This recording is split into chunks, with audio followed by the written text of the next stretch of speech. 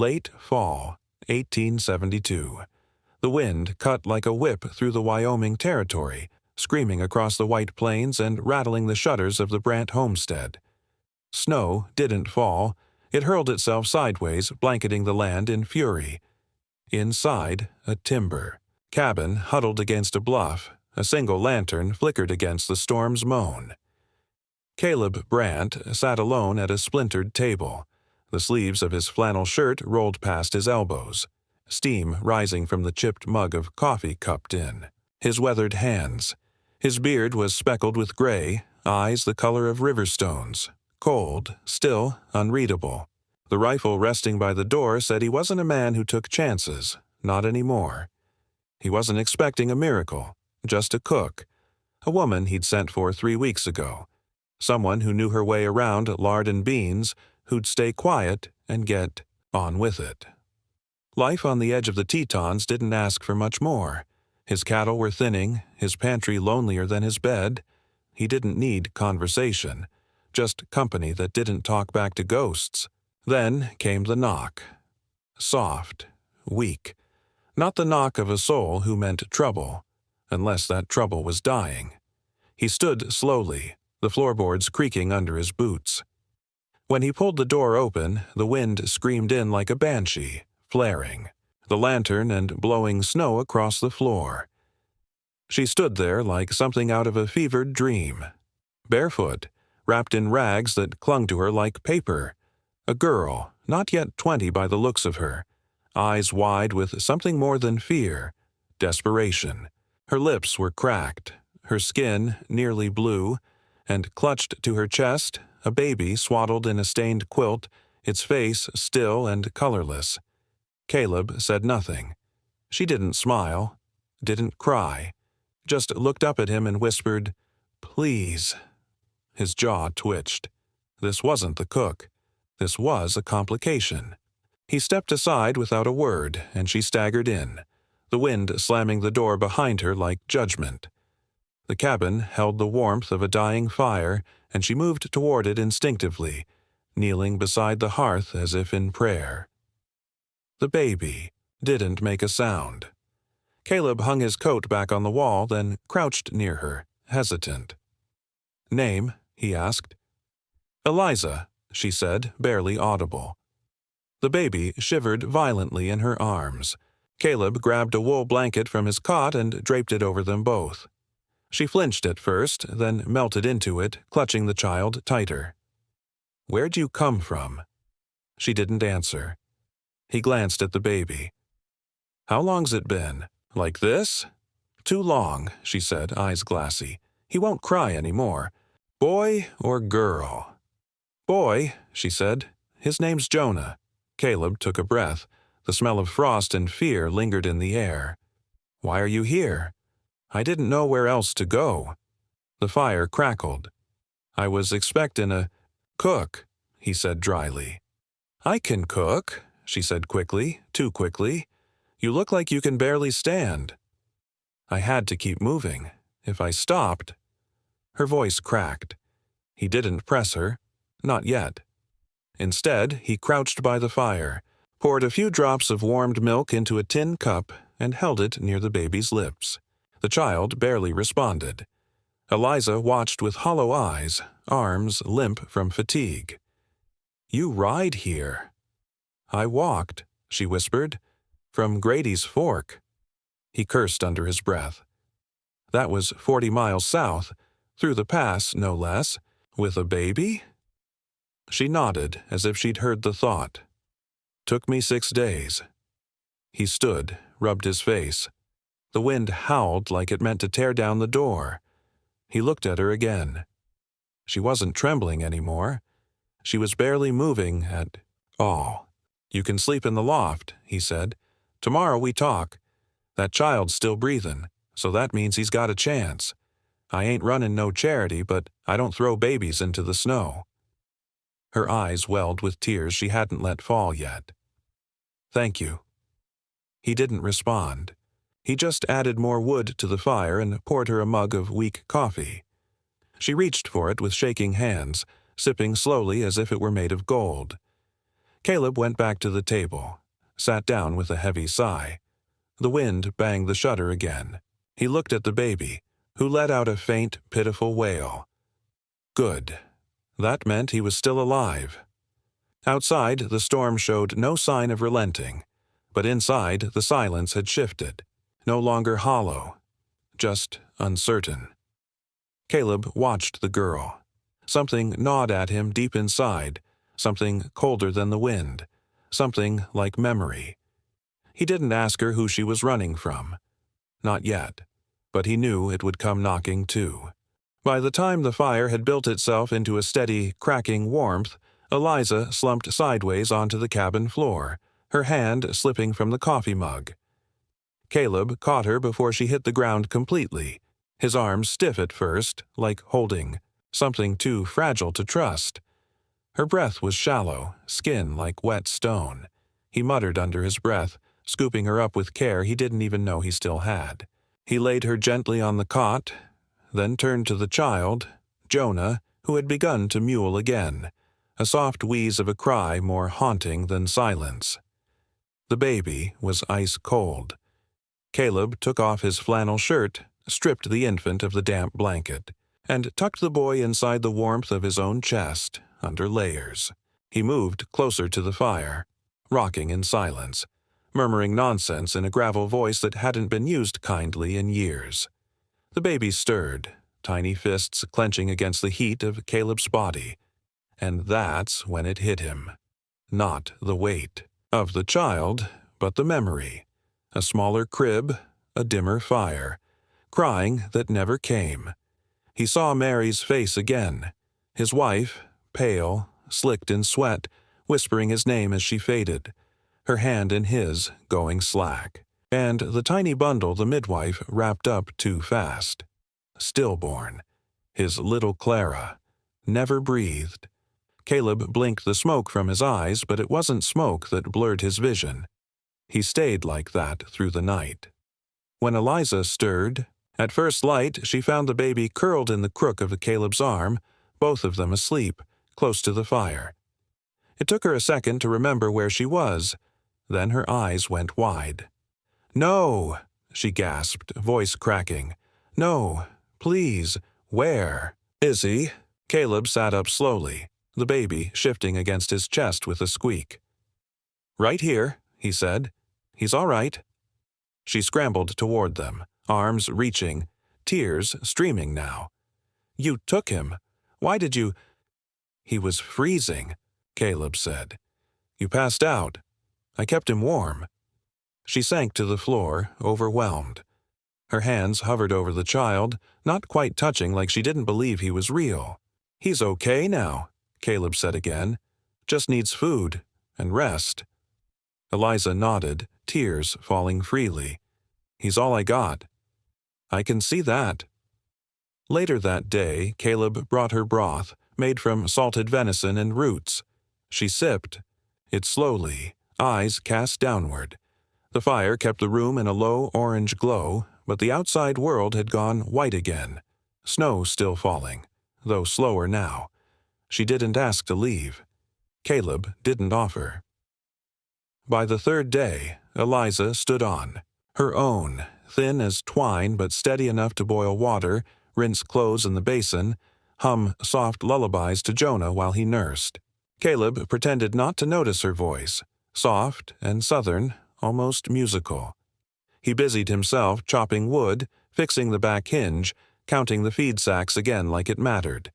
The quiet between them was never empty, just uncertain. Waited. Each time he passed her in the narrow kitchen, he'd glance too long. Each time she smiled at Jonah, something pulled at him, a thread he wasn't ready to follow. She looked too much like Mary when she tucked her hair behind her ear. And when? She laughed, only once and softly. It sounded like something sacred. That frightened him more than the snow.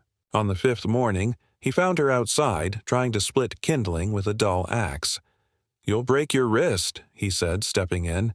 "I want to help," she muttered, not meeting his eyes. "You're feeding us." "Not out here, in the cold," he said. "You want to help? Get inside and chop vegetables." She opened her mouth to argue, but saw the way he looked at her hands, purple-knuckled, cracked, and knotted. Inside, she stood over the pot like she'd been born to it. Her hands moved slowly, carefully, and she hummed while she worked. Jonah gurgled in a basket beside her. That night, Caleb barely touched his food. He went out to check the horses before bed.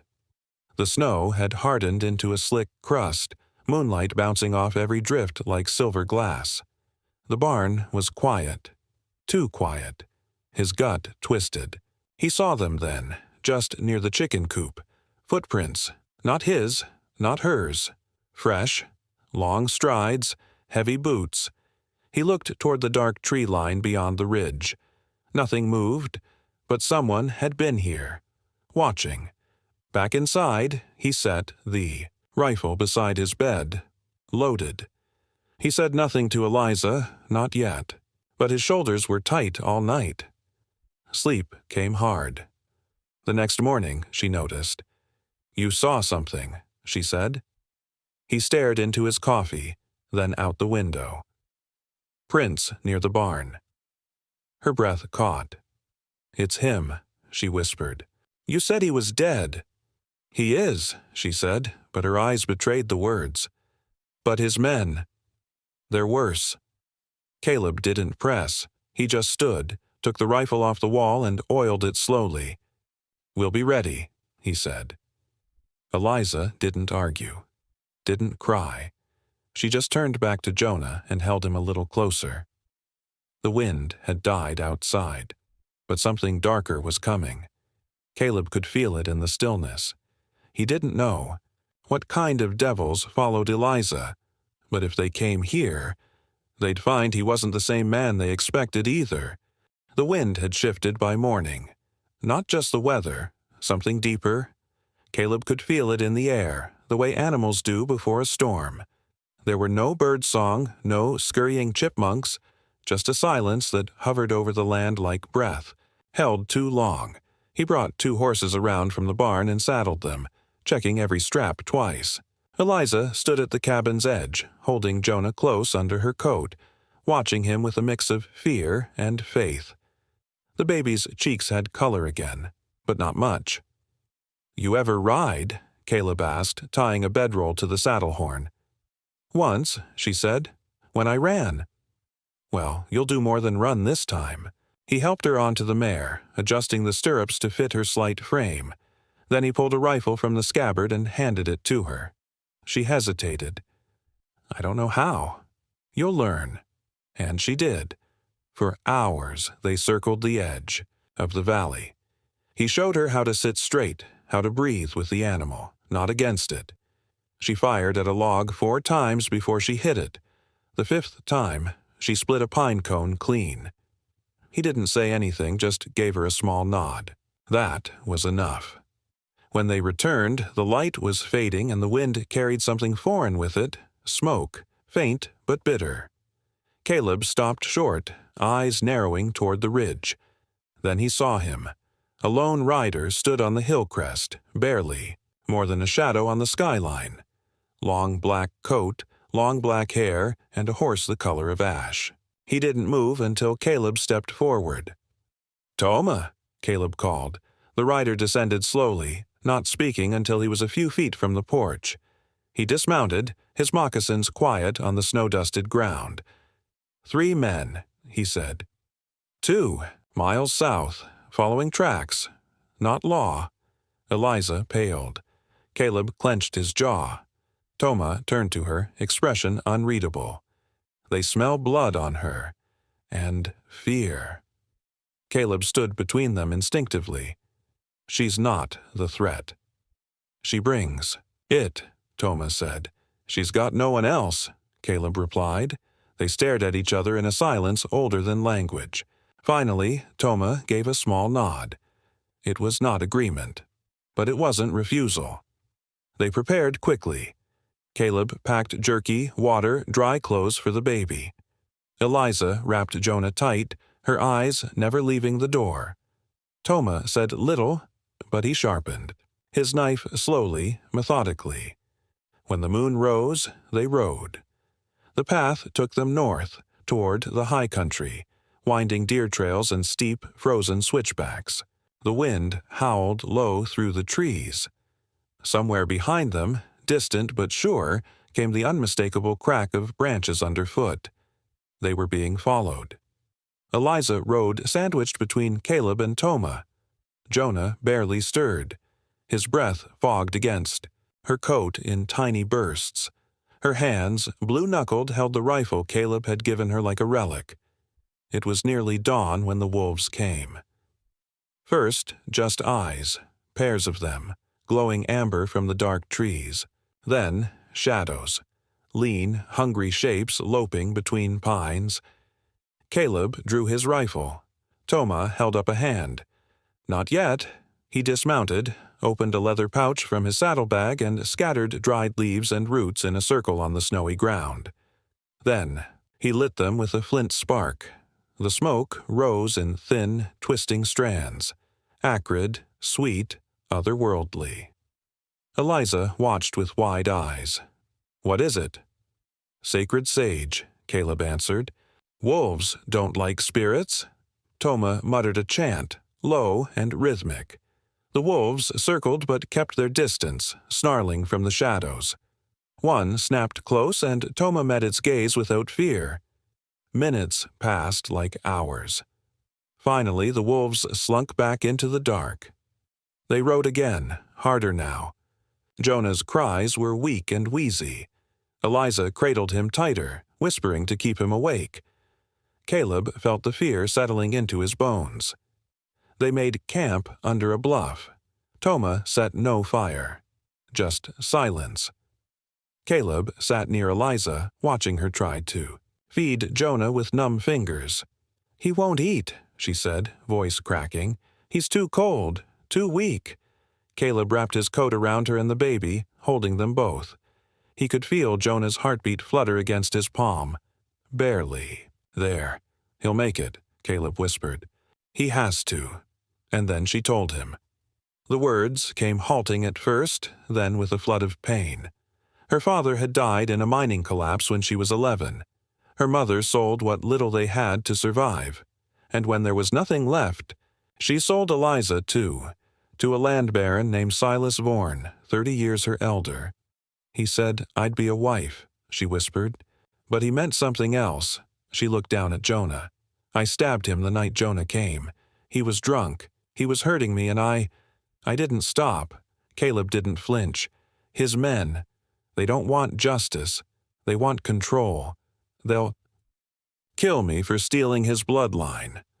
He looked her dead in the eyes. "Then they'll have to come through me." Toma watched from the shadows. He didn't speak, but something shifted in his gaze. Later, as the cold deepened and the moon reached its peak, Caleb and Toma stood apart from camp, arguing in hushed tones. "She's not your burden," Toma said. "You're risking death." "I already died," Caleb replied. "Years ago. This is something else." "You trust her story?" "I don't need to. I see what it's done to her." Toma looked toward the trees, then back to Caleb. "They'll come by dawn. Then we'll be ready." Toma gave a nod, not of surrender, but of alliance. Caleb looked back toward the sleeping girl and her child. He wasn't hiding anymore. He was protecting. The bandits came before sunrise. 3 shadows on horseback, black against the snow, faces hidden beneath fur collars and frost. They rode hard, the trail easy to follow. The wind had died in the night, leaving footprints like ink on parchment. When they reached the cabin, they slowed. The door hung ajar, swinging slightly in the breeze. No smoke rose from the chimney. The lead rider dismounted first, boots crunching softly as he approached. He raised a gloved hand, signaled the others to spread out. Inside, the cabin was empty. Fire dead. Beds cold. But something wasn't right. The walls were too clean, the floor too neat, the silence too alert. The bandit moved further in, scanning the shadows. That's when the wire snapped. A clay jug fell from the ceiling, shattering on the hearth.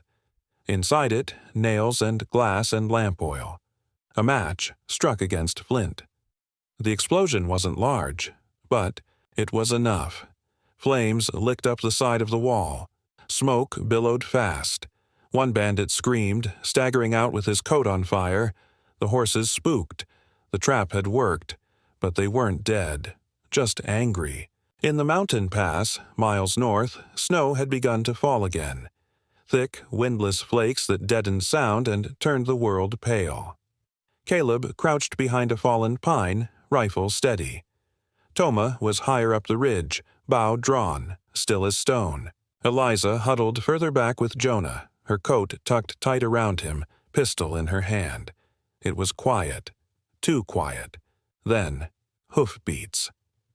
The remaining bandits came fast, blind with rage, expecting a retreating family. What they found instead was fire. Caleb's rifle cracked first, one bandit thrown off his horse, a spray of red in the snow. Toma's arrow followed, straight through the neck of the second. But the third, big, cruel-eyed, and armored in layers of bear hide, charged through, like a bull. He saw Eliza. He spurred his horse straight toward her. Caleb shouted, tried to reload, but the man was too fast. Toma loosed another arrow, missed, then took a shot to the shoulder. He dropped hard into the snow, silent. Eliza turned, gun shaking. The bandit leapt from the horse mid-stride, tackling her into the powder. The pistol flew from her hand. Jonah cried out, muffled but clear. Caleb charged, bellowing, his rifle now a club. He and the bandit crashed together, rolling in the snow, fists flying. Caleb struck with everything he had, years of grief and anger pouring through every blow. But the bandit was younger, stronger. He slammed Caleb's head into a rock once, twice, blood streaked the snow. Caleb gasped, dazed, vision swimming. The bandit turned to Eliza, knife drawn, teeth bared. Jonah screamed. The knife rose. A gunshot cracked. The bandit froze, then collapsed. Eliza stood shaking, pistol in both hands, her face pale but fierce. She didn't say a word. She didn't have to. The snow fell steady now, slow and quiet. Toma lay still, bleeding but breathing. Caleb crawled to him, pressed cloth to the wound. Eliza gathered Jonah, held him close, rocking and whispering through her tears. They waited like that as the storm swallowed the last light of dawn. Hours passed before they moved.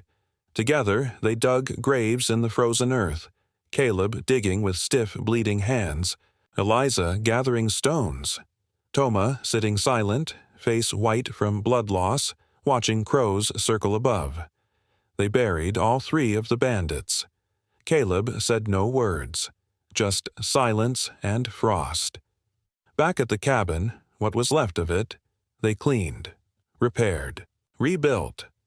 Toma took the corner room where the wind hit least. Eliza swept ash from the hearth and chopped kindling. Her hands no longer shook. Caleb stood outside one evening, watching the sky darken. She approached quietly. Jonah sleeping on. Her shoulder. "I should go," she said. He didn't answer. "They might send more." "They won't find you," he said. "Not up here." She looked down. "I don't want to be your burden." "You're not." He turned to her, eyes tired but warm. "Your family now." She smiled then. Small, real. Inside, the fire cracked. Jonah cooed from his crib. Toma sharpened a blade with slow, deliberate rhythm, eyes half-lidded. Outside, the wind moved gently through the trees. The silence was no longer hollow. It was home. On a land that forgot mercy, 3 broken souls made something whole. If this story moved you, don't forget to like, comment, and subscribe. Until the next tale from the frontier, stay wild, stay kind.